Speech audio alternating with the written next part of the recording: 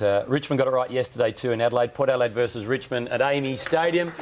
Really quick start to the Tigers without their skipper, without Tyrone Vickery and Dylan Grimes. Jack Revolt kicked 4 in the first half, 1 in the second half, 5 goals, 1. Jakey King was good with 3.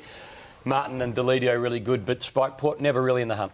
Yeah, Hayne, we covered this with 7 and we're all looking forward to the game. We felt that both sides potentially could play finals football at the end of the year, and Port had really struggled with their starts, and once again yesterday they got pants in the first quarter, 8 goals to 2, and that man there, Jack Rewalt, that was one of his 3 goals in the first quarter, certainly turned it on and got hold of young Jonas.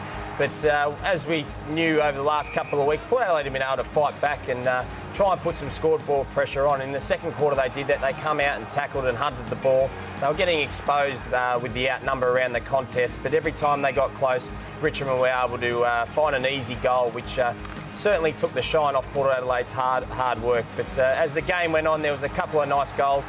They never ever looked like they were in danger, Richmond. Jakey King kicking another nice goal, who was really good up forward. Richmond's kicking efficiency ran at about 79%, so they were quite outstanding.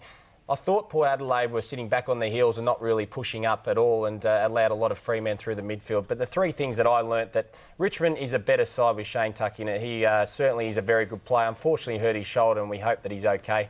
Hartlett's been tagged over the last couple of weeks and has really struggled with that tag, and he needs to work through that. He's a good enough player to do that, and that'll take some time. And Deledio, he's an outstanding step-in captain. He really stood up with plenty of possessions, kicked some really nice goals, really led from the front, and being there live, you could really see that he asked a lot from his team, and he was outstanding. His run and carry has always been exceptional, and he really stepped in for Trent remarkably well. Jack Rewalt, he's obviously copped a bit of undue criticism, I reckon, through the media.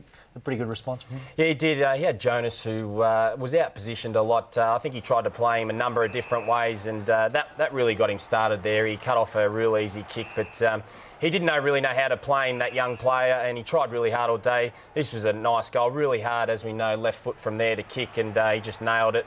He was up and about early and got him going. The only lowlight, couple of injuries. Shane Tuck, you've mentioned Chris Knights, who played his 100th last week and seemed to be fitting in. Shane Tuck got clipped on the left wing and went back out onto the ground, then had to take on Jared Rennan, which was stupid. He got punched again and got worse, and in the end he was just sort of sitting in a forward pocket, then late on the pile. But Chris Knights... They'll be showing that on Monday, though. Look at this. Just get out on the ground and do something. He goes, no, I'm done. I'm done for the afternoon. This was terrible. Chris Knights kicking a goal by himself. Just a dislocated knee, we understand. And like we got on the plane, he was sitting in seat 1A, the splint on that right leg, and behind him Shane Tuck with the collarbone, and then behind him Jack Revolt just talking about his 5 and taking a straw poll, as to which the plane thought was his best 5. So all about Jack. We could tell straight away the deformity of the knee, that something was up. He's worked really hard to get back into the side, and he was in great form in 2008 with the Crows, and then had all those injuries, and really disappointing for him. He seemed upbeat on the plane, as you are as an AFL footballer. You can only look to the future and your rehab, and you've got to get through it quick, but hopefully speedy recovery. And speaking of rehab, great to see Nathan Foley. He was a sub. He came on for Chris Knights. Great to see Nathan Foley back. We welcome Mark Stevens.